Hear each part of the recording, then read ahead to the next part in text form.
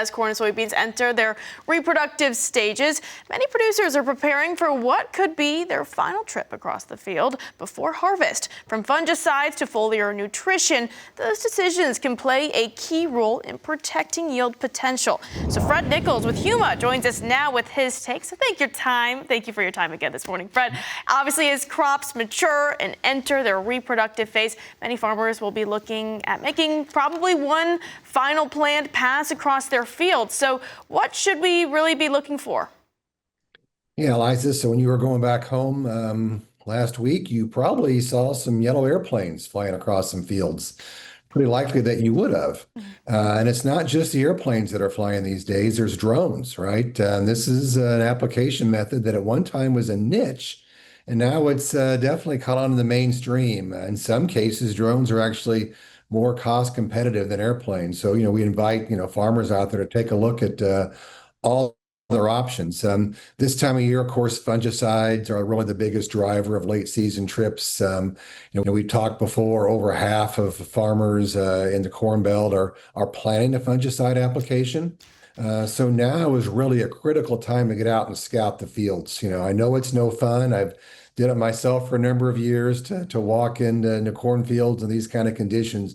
But it definitely pays. And really, we want to emphasize is now is the time to optimize that last pass, because this could be the last time you have to influence your crop.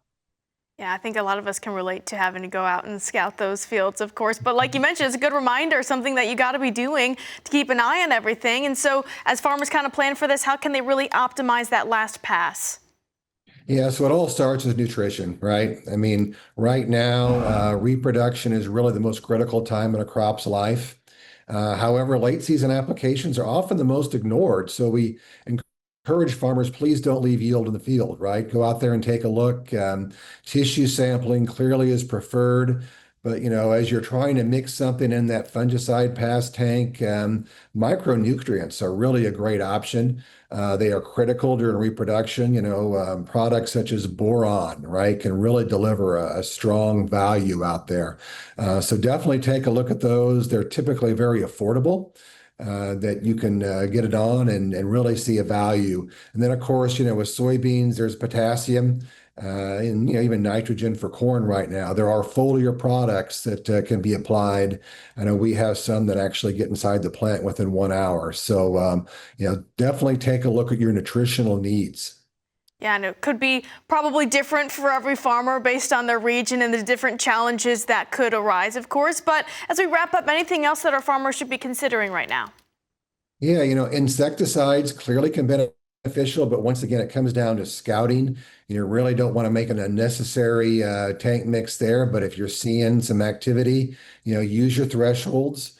But really, one of the big ones right now is biostimulants. These biostimulants are products that really trigger a plant's natural processes.